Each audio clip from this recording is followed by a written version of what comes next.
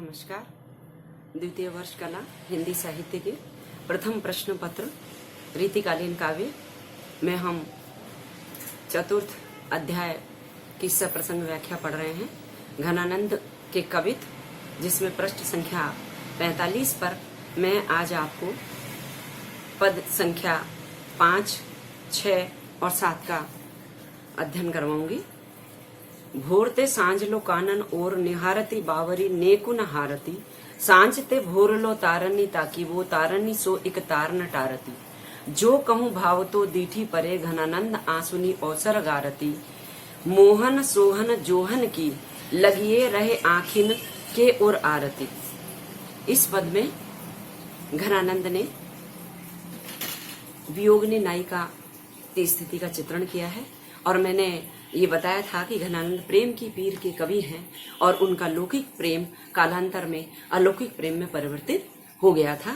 यहाँ पर जिस प्रकार का वर्णन घनानंद ने किया है, ऐसा लगता है जैसे वियोगिनी राधिका है जो कृष्ण के वियोग में व्याकुल है। उस वियोगिनी नायिका प्रेमिका की स्थिति का चित्रण यहाँ पर किया गया है।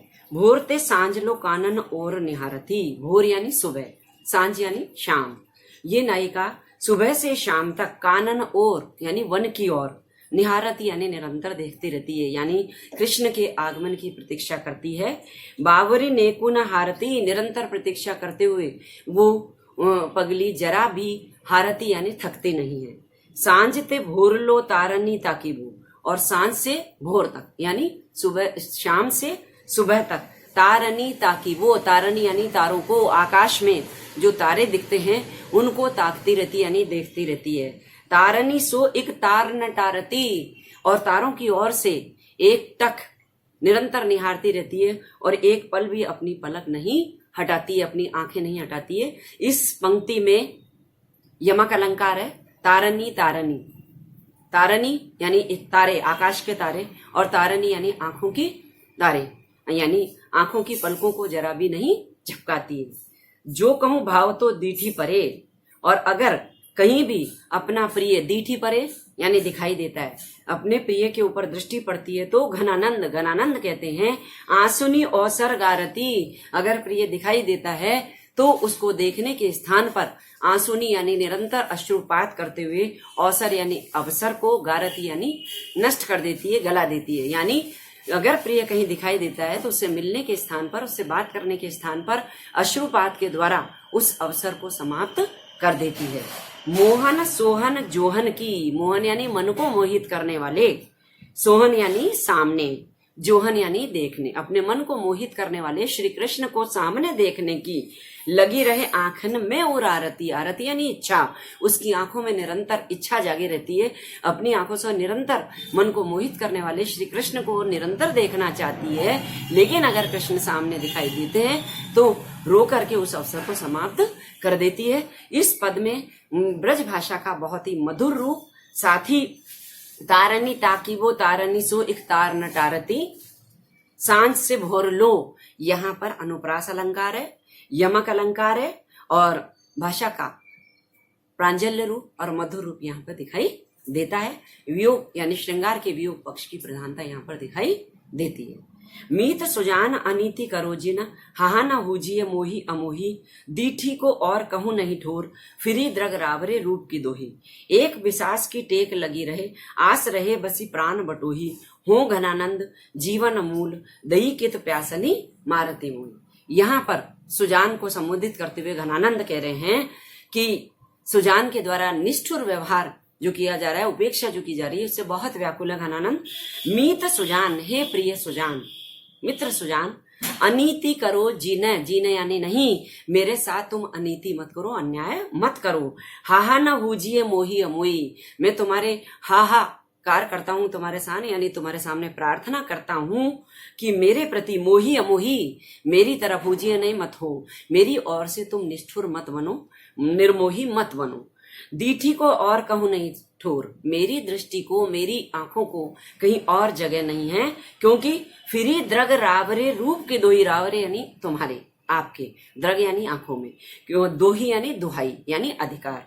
मेरी दृष्टि को कहीं और जगह नहीं है, क्योंकि मेरी आंखों में तो रावरे रूप की दोही तुम्हारा सौंदर्य, तुम्हारे सौंदर्य की छवि समा गई है। तुम्हारे सौंदर्य ने मेरी आंखों पर अधिकार कर लिया है। यानी एक निष्ठ समर्पण यहाँ पर घनानंद का प्रस्तुत हो रहा है। एक विश्वास की आस लगे रहे, आस रहे बसी प्राण बटोही। एक विश्वास की, टेक यानी प्रतिज्ञा, तुम से मैं प्रेम करता हूं और तुम मुझे जरूर मिलोगी, इस विश्वास की आशा से ही आस लगी रहे प्राण बटोही। प्राण रूपी पथिक, मेरे प्राण रूपी पथिक, अब तक प्राणों का प्रस्थान हो जाता है, यानी मेरी मृत्यु हो जाती, लेकिन इस विश्वास की प्रतिज्ञा में मेरे प्राण रुके हुए हैं कि तुम मुझसे जरूर मिलोगी, तुम मुझे दर्शन अवश्य दोगी। प्राण रूपी बटोही यहाँ रूपक अलंकार है। हो घनानंद जीवन मूल, दई के तो प्यासनी मारत मोई। घनानंद कहते हैं कि तुम तो मेरे जीवन का मूल हो, मेरे जीवन का आधार हो।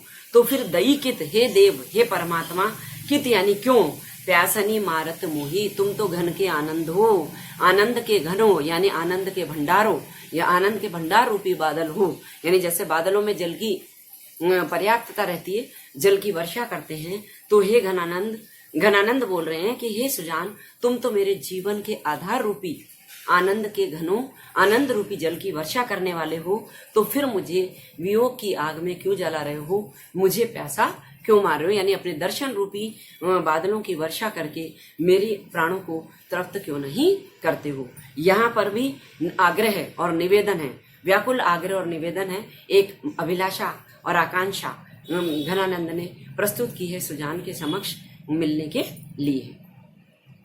तीसरा पद है, प्रीतम सुजान मेरे हित के निधान, कहो कैसे रहे प्राण जो अनख अरसाइयों। तुम तो उदार दीनहीन आनी पर्यो द्वार, सुनिए पुकार याही कोलो तरसाइयों। चातक है रावरो अनोखो मोह रावरो, सुजान रूप बावरो बदन दर्शाइयों। विरह नसाय दया हिय में बसाए, आय हाय कब आनंद को घन बरसाइयों। यहाँ भी आनंद को, आय कब आनंद को घन बरसाइयों, यहाँ भी प्रार्थना कर रहे हैं घनानंद, और प्रार्थना कर रहे हैं श्री कृष्ण से कि तुम आकर के कब आनंद के रूपी बादलों की वर्षा करोगे, यानी मेरे व्याकुल प्राणों को आनंद रूपी जल की प्राप्ति कब होगी। प्रीतम सुजान मेरे हित के निधान, हे प्रिय सुजान, हे प्रिय कृष्ण, तुम तो मेरे हित के निधान हो, मेरे प्रेम के भंडार हो। कैसे रहे प्राण जो अनखी अरसाइयो, अनखी यानी रूठना, अरसाइयो यानी आलस्य करोगे। अगर तुम रूठ करके आलस्य करोगे मुझसे मिलने में, तो कैसे रहे प्राण, मेरा जीवन कैसे बना रहेगा। तुम तो उदार, तुम तो बहुत बड़े हृदय वाले हो। दीनहीन आने पर्यो द्वार, मैं तो बड़ा दीनहीन हूँ, मैं गरीब हूँ जो तुम्हारे द्वार पर आकर पड़ गया हूँ। तुम्हारी दया की भिक्षा पाने के लिए मैं आकांक्षी हूँ। सुनिए पुकार, मैं जो प्रार्थना कर रहा हूँ, हे कृष्ण रूपी सुजान, तुम मेरी प्रार्थना सुनिए। या ही कोलो तरसाइयो, आप मुझे कब तक तरसाते रहोगे, मेरी प्रार्थना हे कृष्ण आप सुनिए। चातिक है रावरो अनोखो मोह आवरो, मोह यानी प्रेम में, आवरो यानी व्याकुल। मेरा मन रूपी चातक, रूपक अलंकार है, रावरो यानी आग का, मेरा मन रूपी चातक तो तुम्हारे प्रेम रूपी जल के लिए व्याकुल है। सुजान रूप बावरो, हे सुजान तुम्हारे सौंदर्य का, तुम्हारी छवि में, तुम्हारे सौंदर्य के दर्शन का अभिलाषी है और वो तो पागल है। बदन दर्शाइयो, तुम अपना मुख मुझे कब दिखाओगे, यानी अपनी अद्भुत छवि के दर्शन मुझे कब कराओगे। तुम्हारे सौंदर्य के दर्शन का अभिलाषी हूं मैं, और मेरा मन रूपी चातक तो तुम्हारे मुख रूपी चंद्रमा के दर्शन का आकांक्षी है। विरह नसाए दया ही में बसाए, आय हाय कब आनंद को घन बरसाइयो। हे सुजान, हे श्री कृष्ण रूपी सुजान, कब आकर के आप आनंद रूपी घन यानी बादलों की वर्षा करो करके मेरे हृदय में जो वियोग की आग जल रही, विरह नसाए, मेरे वियोग का नाश कब करोगे। दया ही में बसाए, अपने हृदय में थोड़ी सी दया धारण कीजिए, मुझ पर कृपा कीजिए। हे कृपा निधान, आप आकर के मेरे मन को शांत करने के लिए, मेरे मन के विरह नसाए, मेरे वियोग को नष्ट करने के लिए आकर आनंद रूपी बादलों की वर्षा कीजिए। यहाँ भी अनुप्रास अलंकार भी है, यमक अलंकार भी है और रूपक अलंकार भी है। चातक रूपी मन और बहुत व्याकुलता और प्रार्थना श्री कृष्ण के प्रति अलौकिक प्रेम यहाँ पर दर्शाया गया है।